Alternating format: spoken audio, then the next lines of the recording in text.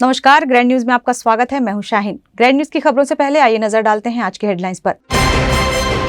भिलाई विधायक देवेंद्र यादव को भिलाई की बहनों ने बांधा रक्षा सूत्र। भिलाई विधायक ने दिया अपनी बहनों को सुरक्षा का वचन। ग्राम समोदा में एक रिपोर्टर के घर घटी चोरी की घटना। चोर ने 1.5 लाख के जेवर पे किया हाथ साफ। दुर्ग जिले में पुलिस ने की कबाड़ियों पर ताबड़तोड़ कार्रवाई। 25 से अधिक कबाड़ दुकानों को किया गया सील। छत्तीसगढ़ की प्रसिद्ध पंडवानी गायिका उषा बारले हुई बीजेपी में शामिल। उषा बारले के अहिवारा से बीजेपी की विधानसभा प्रत्याशी होने की संभावना। ग्रैंड न्यूज में अब खबरें विस्तार से। भिलाई नगर विधायक देवेंद्र यादव ने राखी महोत्सव का आयोजन सेक्टर 5 स्थित कार्यालय में किया। इस कार्यक्रम में लगभग 10 से 12 हजार की संख्या में शहर भर की बहनें पहुंची। विधायक देवेंद्र यादव ने बहनों के साथ गाना गाया। भिलाई नगर विधायक देवेंद्र यादव ने राखी महोत्सव को पारंपरिक तरीके से अपनी क्षेत्र की बहनों संग मनाया और बहनों के प्रति खुशी लुटाई। हजारों की संख्या में शामिल हुई महिलाओं ने विधायक देवेंद्र यादव को राखी बांधी, मिठाई खिलाकर मुंह मीठा किया और बहुत ही उमंग और उत्साह से भाई बहन के इस पर्व को धूमधाम से मनाया।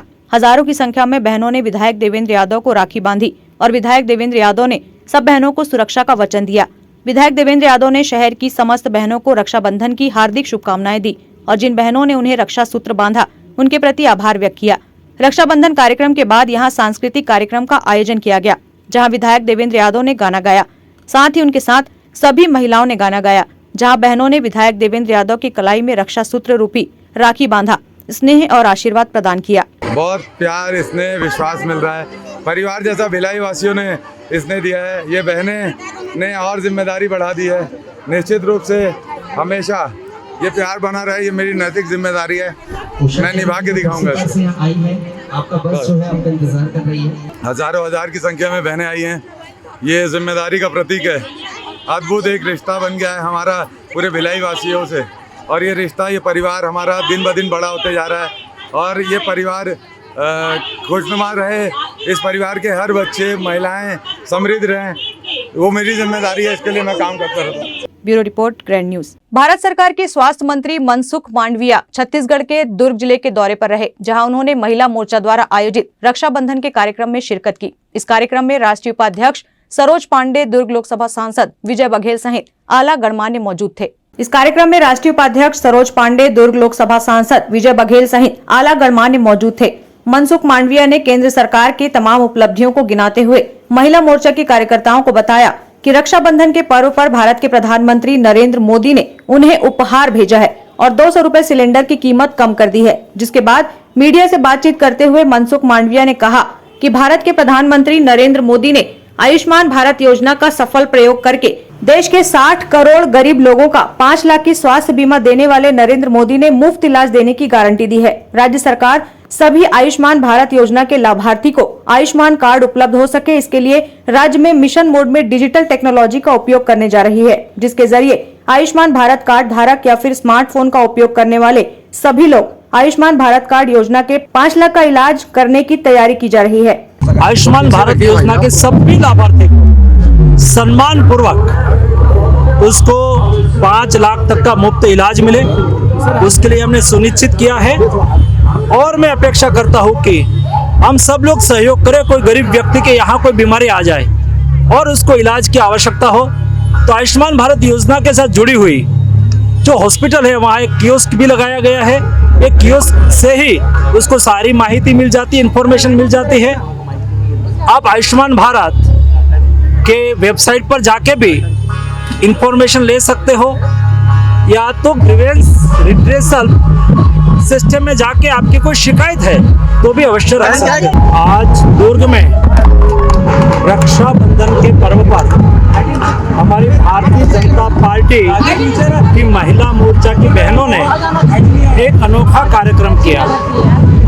हर दिन राज्य और सारे देश में लाखों हमारे रिक्शा चालक भाइयों बहनों को सलामती पूर्वक एक जगह से दूसरी जगह पर ले जाते हैं और उसको सुरक्षा प्रदान करते हैं। सलामती के साथ उसको सब्जी मंडी जाना हो, अपने रिश्तेदार के यहाँ जाना हो, या तो बाहर गांव जाना हो, वहाँ पर उसको सलामती पूर्वक पहुँचाने वाले हमारे रिक्शा चालक भाई के प्रति अपना सम्मान व्यक्त करने के लिए, उसके उज्जवल भविष्य की कामना करने के लिए, उसके दीर्घायु के लिए हमारी बहनों ने प्रतीकात्मक तौर पर केवल हमारे दुर्ग के रिक्शा चालक भाइयों का ही रक्षाबंधन नहीं किया है,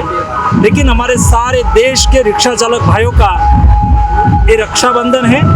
मैं मेरे दुर्ग की महिला मोर्चा की बहनों को अभिनंदन करता हूँ, रिक्शा चालक भाइयों को भी बहुत बहुत अभिनंदन करता हूँ, ताकि भविष्य में ये हमारे देश की बहनों की रक्षा करते रहे, उसको सुरक्षित एक जगह के दूसरे जगह पे पहुंचाते रहे। वहीं राष्ट्रीय उपाध्यक्ष सरोज पांडे ने राखी के अवसर पर मुख्यमंत्री को शराबबंदी की याद दिलाई। उन्होंने कहा कि जब जब राखी आती है तब मुख्यमंत्री जी को हम राखी भेजते हैं और ये याद दिलाते हैं कि अपने शराबबंदी का वादा किया है, इस राखी में मुख्यमंत्री को राखी भेजो। भाई मुख्यमंत्री वादा क्यों भूल जाते हैं? के मुख्यमंत्री जी को, और आज से 3 साल पहले छत्तीसगढ़ के मुख्यमंत्री जी, मैंने उनको राखी भेजी और मैंने उनसे आग्रह किया कि माननीय मुख्यमंत्री जी, मैं इस राखी को भेजती हूँ, आप शराबबंदी का आपने वादा किया था, मेरा आग्रह है कि आप उपहार में जरूर कुछ न कुछ देते हैं। और जब रक्षाबंधन का पर्व आता है, जब कलाई पर हम राखी बांधते हैं, तो कुछ चाहिए नहीं, मेरे भाई की आयु लंबी हो जाए, मेरी उम्र भी उसको लग जाए, हम यही कामना करते हैं। लेकिन भाई भी अपना फर्ज निभाता है, जो बहन मांगती है उसे जरूर देता है, और नहीं मांगती है तो भी देता है, वो उसका प्यार है, उसका स्नेह है। लेकिन छत्तीसगढ़ के मुख्यमंत्री जी से जब मैंने शराबबंदी का वादा पूरा करने की बात कही, क्योंकि इन्होंने शराबबंदी का वादा हम सब बहनों से किया था, छत्तीसगढ़ की हर बहन से किया था, और इन्होंने कहा था कि हम शराबबंदी लागू करेंगे। सब बहनों ने टूटकर कांग्रेस को वोट दिया। मैंने वादा याद दिलाया और मैंने कहा कि आप वादा पूरा कर दीजिए, इस राखी में ही उपहार दे दीजिए। मुख्यमंत्री जी ने इसको राजनीति बना दिया। अभी फिर राखी भेजा, और जब राखी भेजा तो उन्होंने मेरे ऊपर बड़ा आक्षेप कर दिया। मुझे समझ नहीं आता कि मेरा भाई ये क्या करता है, ये मुख्यमंत्री हो गया है तो बाकी बातों को क्यों भूल जाता है, हम बहनों के साथ बार बार ऐसा विश्वासघात क्यों करता है, मुझे समझ में नहीं आता। उन्होंने कहा कि मैंने उपहास उड़ाया कांग्रेस के अध्यक्ष का। अरे मैंने तो नहीं कहा, लेकिन कांग्रेस के प्रवक्ता को मैंने टीवी पे सुना, उन्होंने कहा कि उनकी हाइट कम है, उनकी हाइट कम है। कांग्रेस के प्रवक्ता ने कहा कि उनकी हाइट कम है, इसलिए मैंने उन्हें बच्चा कहा। तो मैंने थोड़ी उन्हें पंटा कहा, मैंने नहीं कहा, ये कांग्रेस के प्रवक्ता ने कहा। इस विषय का निर्णय होना चाहिए।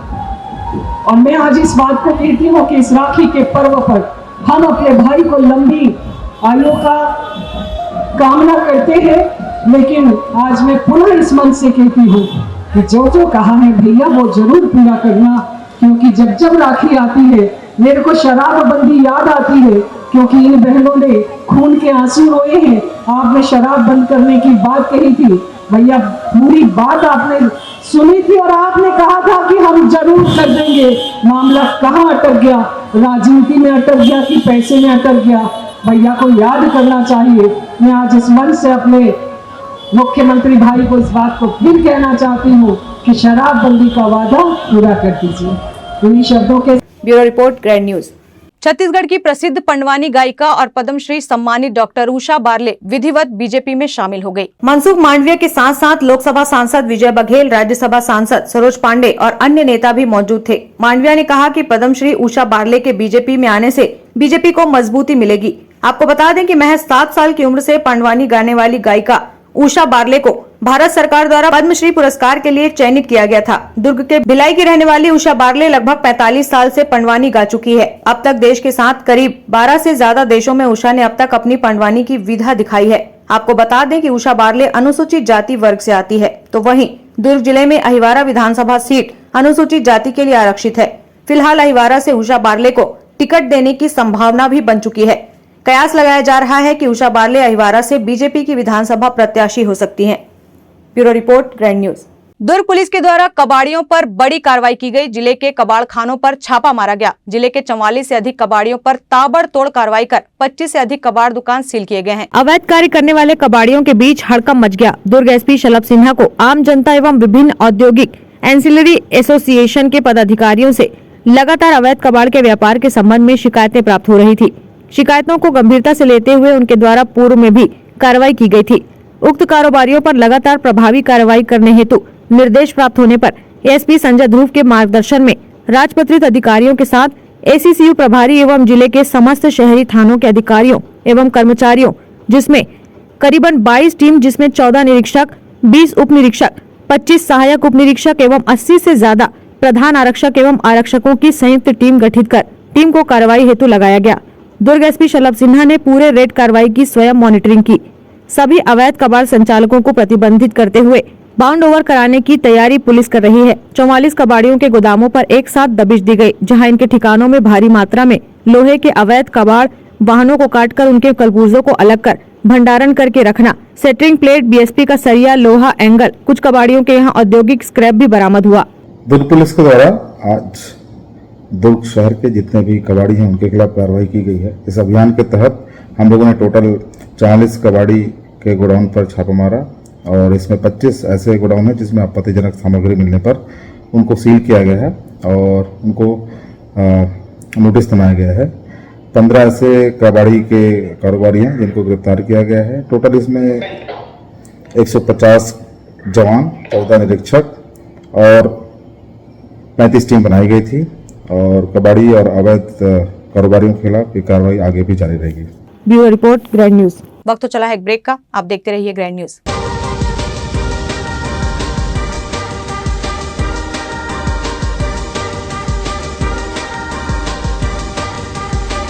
In today's busy life, you cannot afford to take time out for everything to be perfect for your marriage. And you cannot compromise on quality of service for your guests. Our customized marriage packages are made just according to your wish. This presentation will acquaint you with the different luxury packed marriage packages available. This package has an elaborate menu with 60 mouth-watering items. Bharat Swagat including welcome drink, snacks and sweets. A breathtakingly decorated welcome gate and the arena decorated with flowers. To give you the best colors in view, we organize special light effects for all areas. We take care of decorating the groom's car to its best attire and exclusive DJ beats for extreme fun and valet parking to make your guests feel like an emperor. Our exclusive add-ons give you unlimited freedom to customize your ceremony to its best.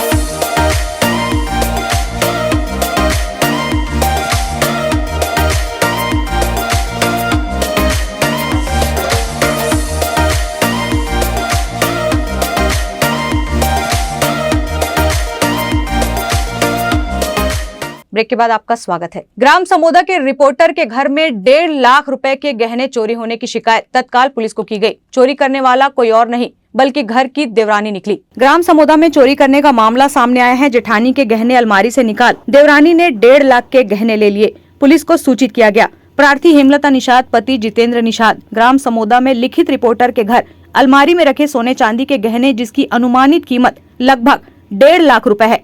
चोरी की घटना को तत्काल वरिष्ठ police अधीक्षक शलभ कुमार सिन्हा, अतिरिक्त police अधीक्षक शहर संजय ध्रुव, नगर पुलिस अधीक्षक मणिशंकर एवं थाना प्रभारी पुलगांव तामेश्वर नेताम के मार्गदर्शन में एक टीम गठित कर अज्ञात चोर को गिरफ्तार किया गया, जिसमें खुलासा हुआ कि घर के पास में रहने वाली देवरानी ने जेठानी के गहने अलमारी से पार कर दिए, जिसमें से एक अंगूठी, एक पायल और चाबी का गुच्छा अपनी मौसी को दे दिया और बाकी के गहने अपने गहने के साथ मिलाकर रख दी। आरोपी निशा निषाद देवरानी एवं चमेली निषाद मौसी को पुलिस ने हिरासत में लिया है। जेवरा सिरसा का मामला है। हमारा चौकी है जेवरा सिरसा, उसके अंदर ग्राम समोदा है।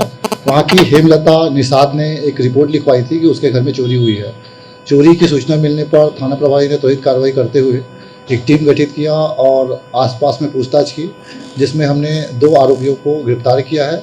लगभग 1.5 लाख की चोरी थी। पूरी सामग्री हमने बरामद कर लिया है। रिश्तेदारी में वो लोग देवरानी जेठानी के हैं और आपस में रिश्तेदार ही हैं। चोरी का खुलासा तो कल ही हुआ है। बहुत लेट से इनको पता चला और आके उन्होंने हमको जब रिपोर्ट लिखवाया, कल ही उन्होंने रिपोर्ट लिखवाया है और रिपोर्ट लिखवाते ही त्वरित कार्रवाई करते हुए हमने उसमें गिरफ्तारी कर ली है।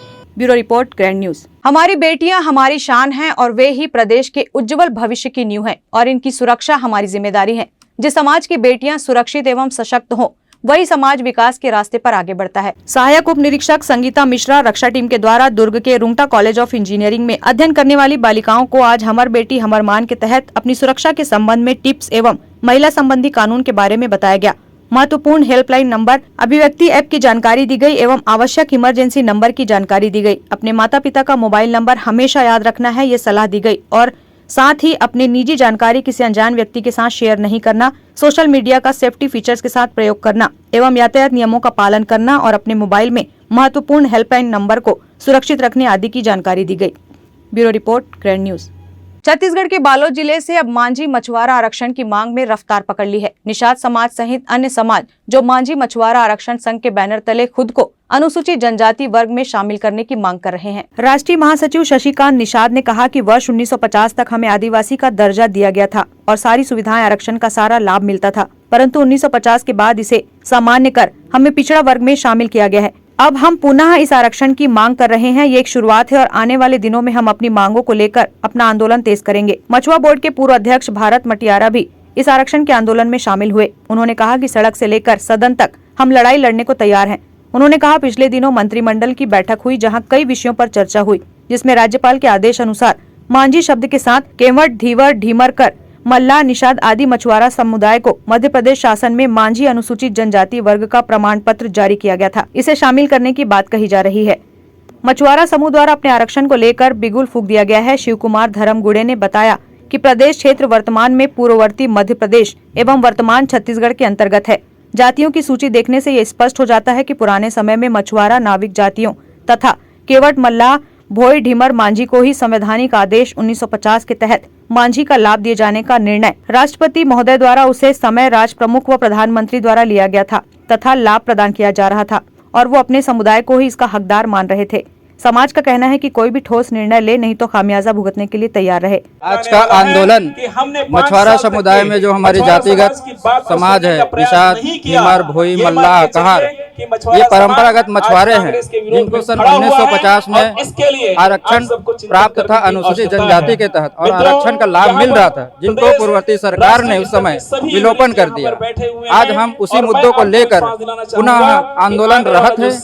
आज निषाद समाज, मछुआरा समाज जाग चुका है और अपने अधिकारों की लड़ाई के लिए सड़क से लेकर सदन तक की लड़ाई लड़ने को तत्पर है। आरक्षण संबंधी विषय को लेकर के और मछली नीति में जो है विसंगतियां हैं उसको लेकर के मछुआरा समुदाय पूरे संपूर्ण राज्य से आए हुए हैं बालोद में और जो है विरोध कर रहे हैं और सरकार को ज्ञापन देने के लिए एक रैली अभी करेंगे हम लोग। ये सत्य की लड़ाई है। एक्चुअल में 1950 में हमको आरक्षण दिया गया था, लेकिन 70 सालों तक जो सरकार बैठी थी केंद्र में, उन्होंने हमारे साथ धोखा दे के रखा, हमें आरक्षण से वंचित रखा, हमारे अधिकारों को उन्होंने दबाया, हनन किया। और वर्तमान में भी अभी जो मौजूदा सरकार है छत्तीसगढ़ में, इन्होंने भी भ्रम फैलाया। इन्होंने भी सरकार बनने से पहले ये बात बोला था कि हमारे आते ही विधानसभा में संकल्प पारित करेंगे, लेकिन पूरा विधानसभा निकल गया, कोई संकल्प पारित नहीं हुआ। ये सरासर धोखा है। मौजूदा सरकार जो हमें धोखा दी है, मछुआरा समुदाय ये संकल्प लेके बैठी है कि अब इस सरकार को जो है दोबारा शासन इसके हाथ में नहीं आने देंगे, इनको हर जगह से विरोध झेलना पड़ेगा। मछली नीति भी ऐसी बनाया है उन्होंने, भ्रम की स्थिति फैला दिया है, हमारे लोगों को मजदूर बना के रख दिया है। जितने भी नदी तालाब है सभी दूसरे वर्ग के लोगों को मिला है। हमारा क्या, किसान को उनके खेत से अलग कर दोगे तो किसान जाएगा कहाँ?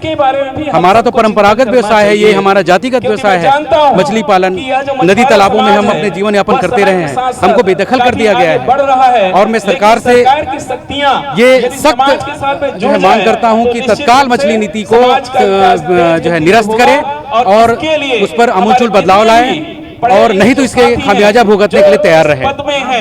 Bureau report, grand news. Rajnandgaon जिले के डोंगरगढ़ ब्लॉक अंतर्गत ग्राम जटकनहार के किसान प्रधानमंत्री फसल बीमा योजना के लाभ से वंचित होने से परेशान हैं।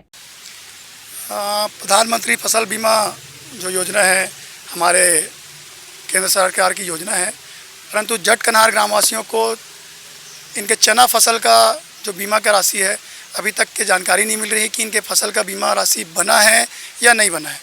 और आज पूरे किसान लोग जटकनहार के विगत 3 दिन पहले गांव में बैठक किए, बैठक करके कृषि विस्तार अधिकारी को अवगत कराए।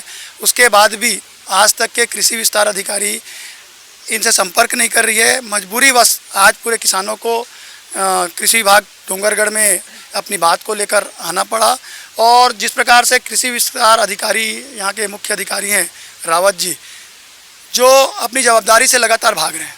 हमने पिछले 3 सालों से लगातार फसल बीमा को लेकर विभिन्न ग्रामों में हमेशा परेशानियाँ आ रही है। जैसे ठाकुर टोला में बीमा पोर्टल का मामला आया, 2 साल पहले धुसेरा के बीमा का मामला आया, इसी प्रकार जटकनहार का मामला है, और ये बहुत सारे गांवों का मामला है चना फसल का। कहीं ना कहीं बीमा कंपनी, कृषि विभाग और राज्य सरकार कहीं ना कहीं साठगांठ है, और बीमा कंपनी सब मिल के किसानों को बेवकूफ़ बना रही है और इनके क्लेम का भुगतान नहीं करना चाहती है।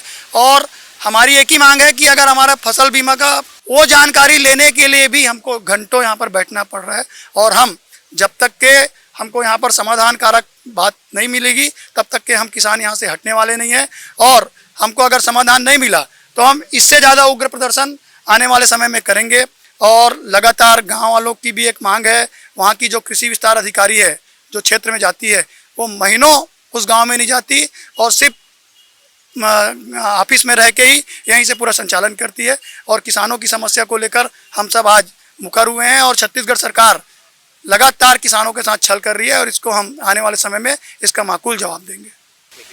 मैं यहाँ 5 एकड़ में चना बो रहे होगा और सब चना फीज गए और बीमा करा हूँ और पैसा नहीं मिला तो कर बड़ा हूँ। अभी कहाँ बातचीत होएगा, वो अधिकारी मिले नहीं है, अभी नहीं मिले और चेहरे नहीं देखे के महीना हो गए जटकनहार में डिप्टी दे, कहाँ नहीं मिलेगा, कहीं चल नहीं मिले ओकर चेहरे चल नहीं देखे तो कहाँ मिली का। ये मुरगांव जटकनहार कह रहे मामला हम अल्लाह 2022 के जो चना बीमा कराए ना गेहूँ के, वो हमारे आजू बाजू गाँव मिल गए लेकिन हमारे गाँव नहीं मिले। तो हम ये पता करना चाहते रहे यहाँ कि जो हमारे आने वाली रिपोर्ट कापी है वो किस टाइप के है, कहाँ है, एक बार दिखाना हो। अरे लेकिन यहाँ के कोई भी अधिकारी हमला दे बार 1 घंटा भी हो गए जवाब नहीं दे ठीक से। उल्टा हमारे जो ग्राम सेवक मैडम है ओकर वो पक्ष हम बोलते हैं। हमारे ग्राम सेवक मैडम हम तो आज तक देखे भी नहीं है शकल, हम तो वहाँ प्रॉपर किसान हैं जो 20 साल से किसानी करत में है, लेकिन आज तक हम शकल नहीं देखे ओकर वो तारीफ करते हैं, लेकिन वो हमारे बात सुनने पर तैयार नहीं होते। हम यही चाहते हैं कि हमारे प्रधानमंत्री फसल के जो क्लेम बनाए जाते वो क्लेम का ये देखना चाहते हैं, लेकिन यहाँ दे बार अभी तक मिले नहीं हमरा। लेकिन यहाँ लेख ही देंगे कि हम सोचे आहन हमारे सरकार बोलते हैं कि हम किसान ही तेसियन, लेकिन अब किसान ला मौका मांग देखो क्या स्थिति है। हाँ, किसान लोग जटकनहार से काफ़ी किसान हैं, रबी फसल बीमा योजना के संबंध में जानकारी लेने आए थे कि उनका कहना ये है कि वहाँ पे जो ग्राम सेवक जो RIO हमारा फील्ड का है वो फसल कटाई प्रयोग करता है, उसमें कितना उत्पादन आया था उसकी जानकारी चाह रहे थे। उसमें 2 कटिंग मतलब पटवारी करता है और 2 करता है हमारा विभाग से RIO, तो चारों का जो एवरेज निकलता है उसके आधार पर बीमा की गणना होती है। तो उसी की जानकारी किसान लेने आए थे, तो उसकी जानकारी उनको कितना वहाँ पे मतलब फसल कटाई प्रयोग में उपज आया था उसकी जानकारी उनको दे दी जा रही है। बस नहीं, ऐसा नहीं है। अभी मैं बात किया हूँ वहाँ के फील्ड स्टाफ से, तो वो वहाँ गांव में जाती है और बीज वितरण भी करी है, सरपंच जनपद सदस्य के समक्ष वितरण करी है और उन वितरण पंजी उनके साइन भी हैं जाती है। लेकिन असल में क्या है, उसका मुख्यालय चैतू खपरी है, उनके पास अतिरिक्त मुख्यालय है। ये तो अतिरिक्त मुख्यालय में क्या होता है, इतना समय ग्राम सेवक को नहीं दे पाता जैसे किसान रोज चाहे कि रोज गांव में आवे, क्योंकि उनके 15-20 गांव हमारे यहाँ 30 किसानों का वो मुख्यालय है, उसके लिए हमारे फील्ड में वही 12 ग्राम सेवक है, तो सबके पास 2-2, 3-3 मुख्यालय हैं, इसलिए उतना समय नहीं दे पाते किसान। और भी योजनाएं विभाग की अभी इतनी चल रही हैं, गोधन योजना, उसमें कुछ काम में बिजी हो जाते हैं तो उतना समय नहीं दे पाते। हालांकि ग्राम में वो जाती है, किसानों से मिलती है, बीज वितरण भी की है, जनप्रतिनिधियों के समक्ष वितरण की है, उनके साइन भी है, जनपद सदस्य और सरपंच के सामने में जाती है। ग्रैंड न्यूज की खबरों में फिलहाल इतना ही। अब इजाजत दीजिए, नमस्कार।